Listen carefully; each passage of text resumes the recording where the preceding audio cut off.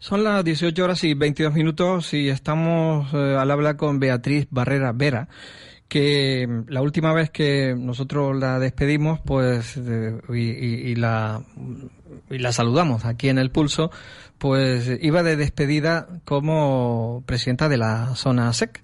Y ahora, pues, la vamos a saludar como adjunta especial de igualdad entre mujeres y hombres y violencia de género en el diputado del Común de Canarias. Muy buenas tardes, doña Beatriz. Hola, buenas tardes, Juan, y a todos los oyentes. Pues yo agradezco mucho que nos atienda y que pueda usted contarle, pues, a qué se dedica usted y cómo puede ayudar a las mujeres y a los hombres con este tema de la violencia de género dentro del diputado del Común de Canarias. Ahora mismo, dígame usted, ¿qué se hace desde la igualdad entre mujeres y hombres y violencia de género en el diputado del Común? Pues nosotros empezamos a trabajar el 1 de agosto del 2018, tanto la Adjuntía de Igualdad como el resto de los dos adjuntos que nos acompañan en el equipo. Y claro, esa adjuntía es nueva, se ha puesto en marcha nuevamente en el diputado del Común, porque la ley lo exigía. Y realmente en estos pocos meses ha demostrado que era absolutamente necesario que se implantara. Entonces, bueno, en estos meses lo que hemos hecho es, por supuesto, atender todas las quejas que entran en el registro, pero que a lo habitual, pero también hemos abierto investigaciones de oficio de las que nos hemos hecho eco a través de los medios de comunicación o las redes sociales, o simplemente porque nos llega un correo electrónico que pretende que investiguemos sobre ese asunto. Pero también estamos desarrollando una labor muy importante fuera del despacho, es decir, yo no he parado de reunirme con asociaciones, colectivos, instituciones en todas las islas para dar a conocer que existimos. Y esta actividad de salir fuera, como tú sabes, Juan, que me caracteriza, que sí. Yo no suelo estar sentada en el despacho esperando a que me llegue el trabajo. Yo sé que usted siempre está... permite esta afirmación, pero con mucho cariño. Ha dado el coñazo, siempre. Sí, es así porque siempre estoy atenta a dónde puede ser útil mi trabajo, donde quiera que sea, ¿no? Y eso es lo que he hecho y he estado en todas las islas. Lamentablemente todavía no he podido llegar a La Gomera y a Lanzarote porque a medida que voy trabajando con una isla, las solicitudes de visita, de atención o de participar en foros, pues van aumentando muchísimo.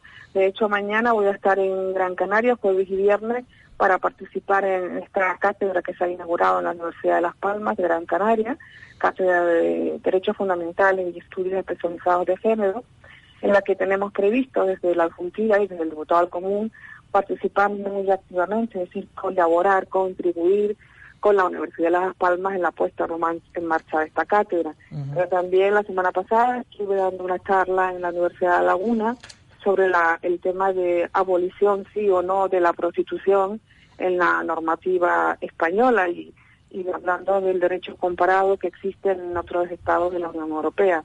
Un tema que me tuve que meter bien a fondo y me quedé realmente sorprendida al estudiar los datos y comprobar que justamente los demandantes de prostitución actualmente en España y también en Canarias oscila fundamentalmente entre los 25 y los 40 años, es decir, hombres que han nacido en la libertad sexual y que no tienen por qué estar demandando estos servicios más que por la simple justificación de que lo que quieren es tener una esclava sexual, si me permiten hablar en estos términos.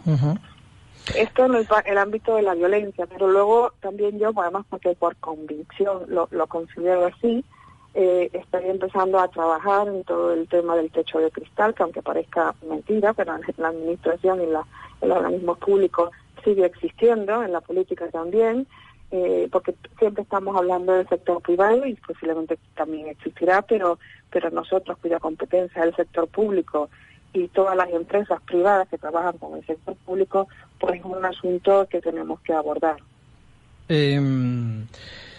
Una pregunta, ¿no? ¿El tema de igualdad y violencia de género es un tema solo de las mujeres? fundamentalmente de las mujeres. Es decir, la violencia de género, la ley de violencia española de 2004 se aprobó como consecuencia de que por fin se tomó conciencia en España que la violencia de género contra las mujeres es un tema estructural, es decir, estructural de siempre desde el punto de vista histórico. Es decir, la mujer ha estado en un estado de sometimiento hacia el hombre más o menos consentido y muchas veces no violento, pero que esa violencia estructural que se está generando, digamos violencia o estado de sometimiento estructural, ha ido degenerando en situaciones de violencia, que es lo que nos ha llevado a los casos dramáticos de la actualidad. Uh-huh. Es posible, muy posible, y yo también lo digo abiertamente y lo he comentado con muchas mujeres juezas, que existan casos puntuales y no puntuales, pero desde luego no se puede comparar con el número de casos de violencia contra las mujeres. Puede existir casos de que se ejerza algún tipo de violencia más psicológica que física, evidentemente, por parte de las mujeres hacia los hombres. Pero también este tipo de violencia sí está contemplado en nuestro ordenamiento jurídico y se denomina no violencia de género o protección de violencia contra las mujeres, sino violencia doméstica, es decir, violencia que se produce en el ámbito familiar, que puede ser de un género, la mujer hacia el hombre, o también de los hijos hacia los padres, y hacia una madre hacia el padre, o de los padres hacia los hijos. Entonces vamos a distinguir lo que es la violencia de género contra las mujeres, que en España tomamos conciencia de que en el año 2004 había que regularla y elaborar una ley que es extensísima y buenísima, y que después de 14 años aún sigue siendo útil y de actualidad. Bien es verdad que hay que mejorarla, y por eso se ha firmado el Pacto de Estado, porque es necesario trabajar en muchísimos aspectos, más aspectos, también en la prevención, en la educación, en la formación, en la sensibilización, e incluimos aquí todos los delitos de violencia sexual, es decir, este caso, por ejemplo, de la sentencia de La Manada que hemos visto recientemente en nuestro país.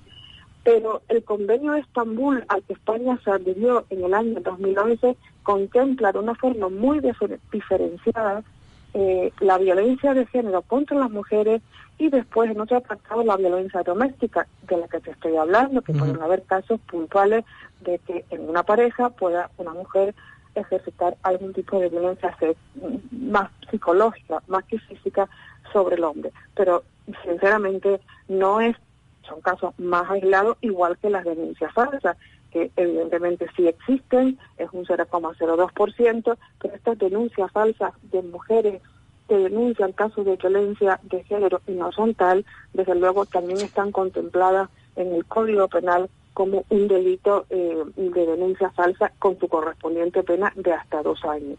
Yo creo que es importante dar esta información, porque, bueno, recientemente hay programas de algunos partidos políticos que consideran que la ley de 2004 hay que derogarla, sustituirla por una ley de violencia familiar en general, y yo creo que, bajo mi punto de vista, respetando, por supuesto, la ideología de todos los partidos, y más aún de los votantes, de sus votantes, pues yo creo que no es una medida muy acertada, y echaríamos atrás todos los pasos que hemos dado en ese camino de la violencia contra las mujeres, que los datos están ahí. Yo, si quieres, por comentarte algo, en Canarias, por ejemplo, en el año 2017, sí. que decía el consejero de Presidencia que se había incrementado un 17% los casos de violencia de género en Canarias. En el año 2017 estábamos hablando en números redondos de unos 26.000 casos de víctimas de violencia de género, mujeres.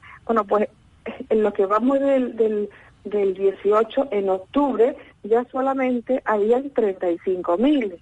Es decir, que vamos cada vez aumentando los casos. Y no estamos hablando de denuncias falsas, porque son datos del Observatorio de Violencia del Consejo General del Poder Judicial, que son datos contrastados con todos los juzgados de violencia de género.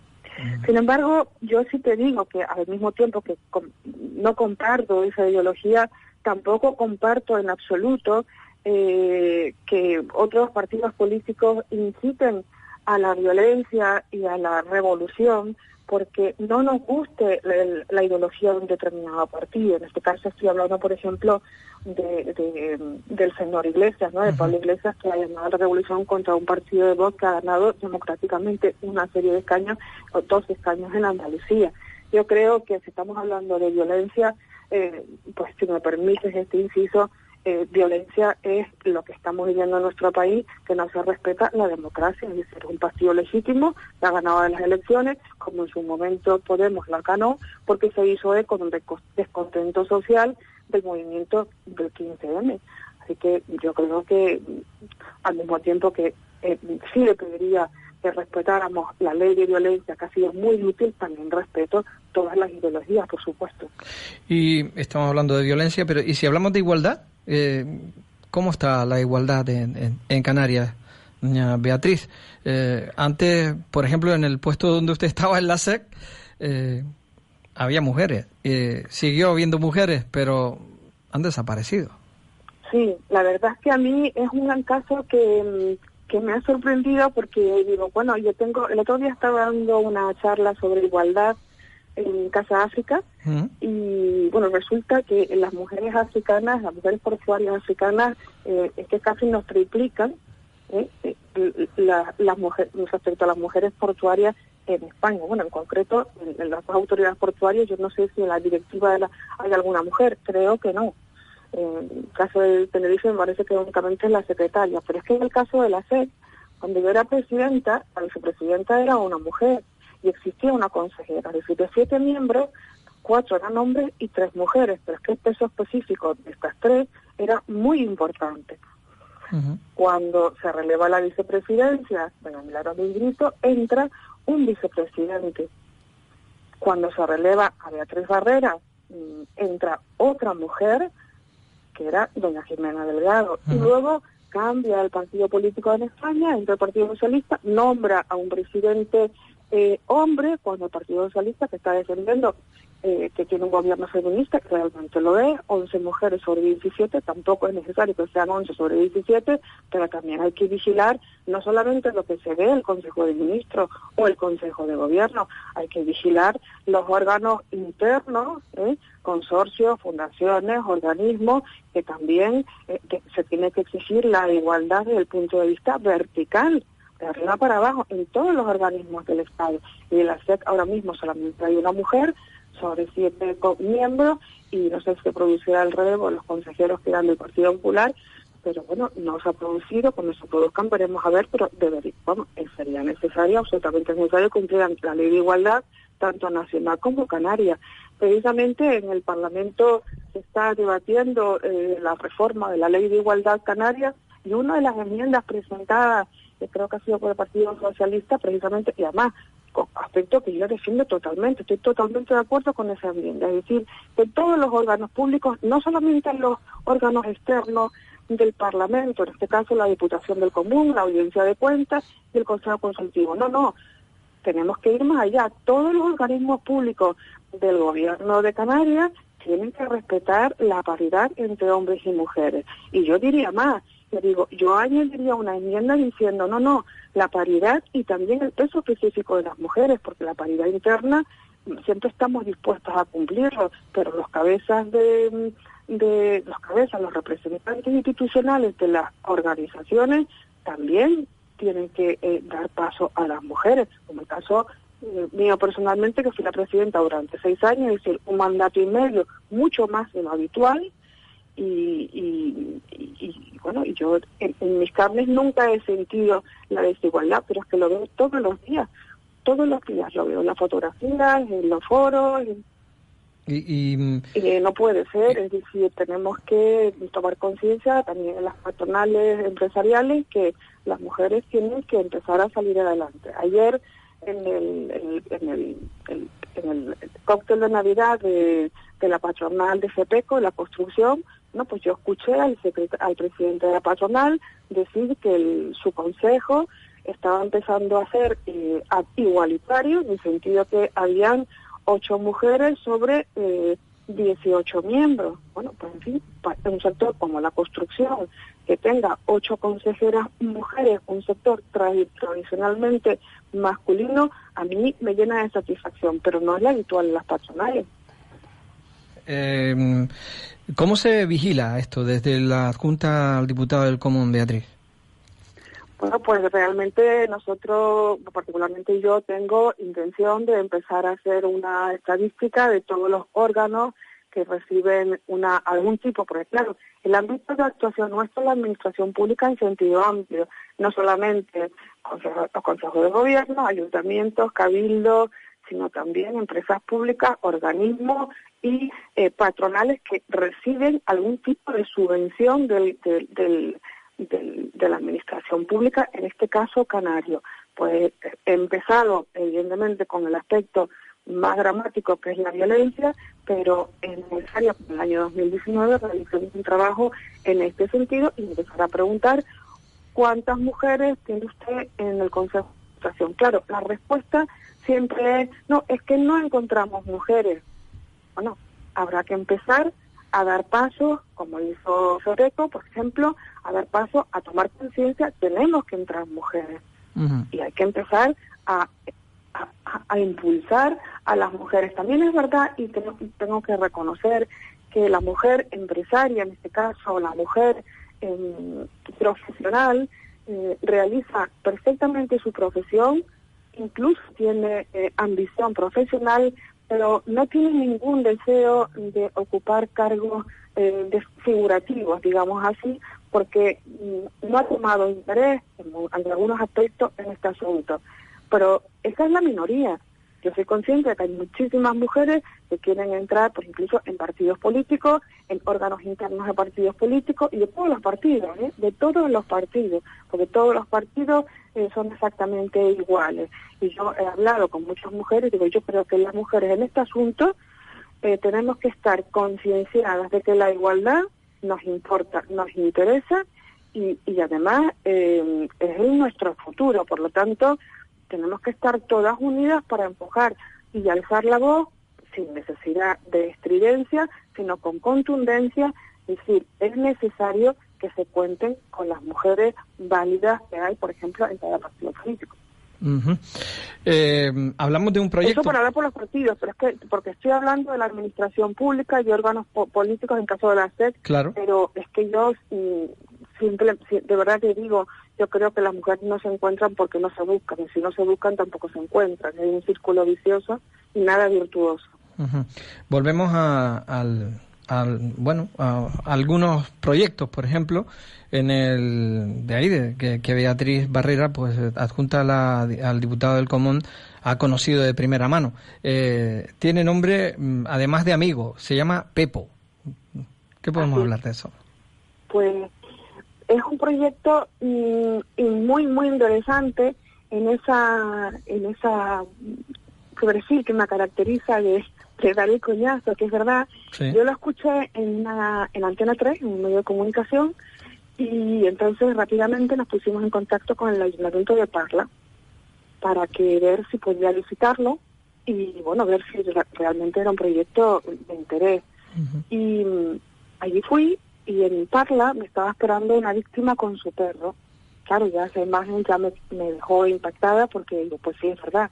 Es una iniciativa, en realidad, apoyada por el ayuntamiento, pero una iniciativa de la policía local, que contactó con una empresa de seguridad de Parla, que adiestraba perros, no de protección, de seguridad, pero que estaba empezando con perros de protección, es decir, para perros que no hicieran daño, sino que protegieran.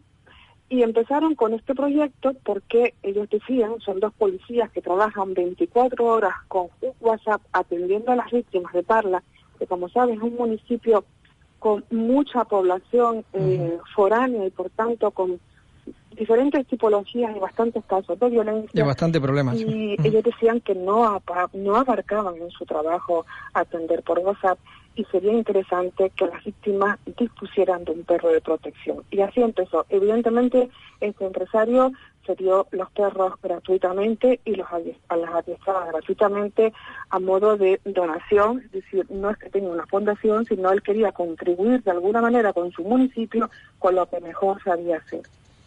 Y la víctima, el testimonio de la víctima es irrefutable. Ella decía que desde hace un año ella ya duerme tranquila, casi con la puerta abierta de su casa, ella y su hija, y allí me dijeron que 2 víctimas de Canarias habían pedido asistencia de perros, porque bueno, estaban un poquito en una situación desesperada y en Canarias no había podido encontrar la vía de que este método se implantara.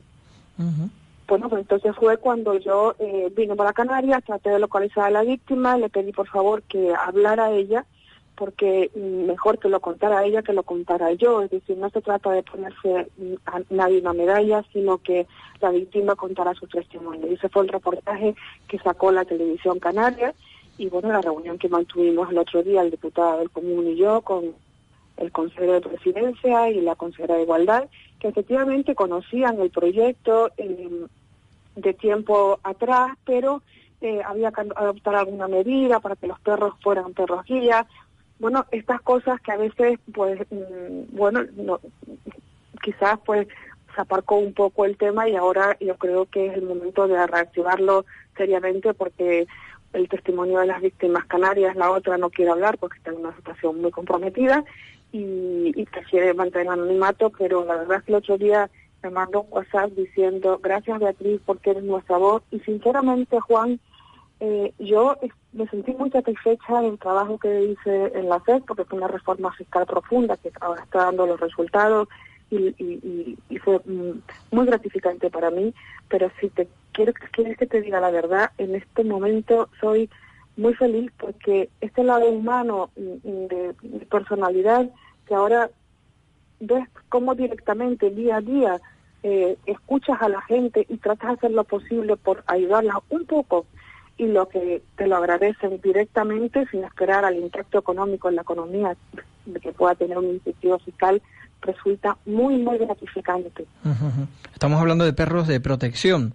Ha dicho usted que no de seguridad porque no atacan, ¿no? No atacan. No atacan. Llevan un bozal. Las víctimas le quitan el bozal, por supuesto, en su casa. Los perros tienen una mirada de bondad increíble. La demostración consistió, la demostración que me hicieron a mí, en que un figurante, un actor, de repente entra por una esquina a voz en grito, bueno, con insultos, muy violento, te voy a matar y tal, y entonces el perro, nada más oírlo, se puso de pie, con las extremidades superiores abiertas y las inferiores empujando a su protegida hacia atrás. Claro, tú ves, son perros pastores alemanes o belgas inmensos, que parecen, cuando se ponen de pie parecen caballos. Y eso disuade muchísimo, y ellas están, bueno, se sienten como protegidas. Con solo un toque en el arnés, ya el perro baja un poquito, cuando baja la intensidad de la agresividad aparente, a medida que ve que el agresor se va alejando. Y es increíble. En la Comunidad Autónoma de Aragón ya ha sacado una licitación pública para poder acceder a 3 perros, evidentemente con una subvención pública, porque normalmente las víctimas no tienen capacidad económica para acceder a este tipo de perros y al entrenamiento. Pero bueno, cada comunidad autónoma exige su modelo. En el caso de Aragón se ha empezado con 4. Son víctimas muy determinadas, con un alto riesgo, calificadas como de alto riesgo. La calificación en par la hace entre la policía local y la empresa, pero bueno, la comunidad autónoma evidentemente la hace el Instituto de Igualdad o el servicio especializado que esté establecido en Aragón. En Canarias tendría que hacerlo a quien le correspondiera. Bueno. En Canarias, por ejemplo, la red de violencia está distribuida entre todos los cabildos, y que es por nuestra propia infraestructura, nuestra propia estructura de comunidad autónoma, y serían los cabildos los que trabajarían con esa herramienta, si se llega a implantar, cuando se implante de forma institucional. Por ejemplo, nos están escuchando ahora alguna señora que que sabe que tiene un problema y dice, bueno, a mí me gustaría pues acceder a este tema. ¿Qué tiene que hacer? Hablarlo en su isla correspondiente, con el cabildo, con ayuntamiento, asistencia social, llamar a la diputada al común, a la junta de la diputada al común. ¿Qué tiene que hacer?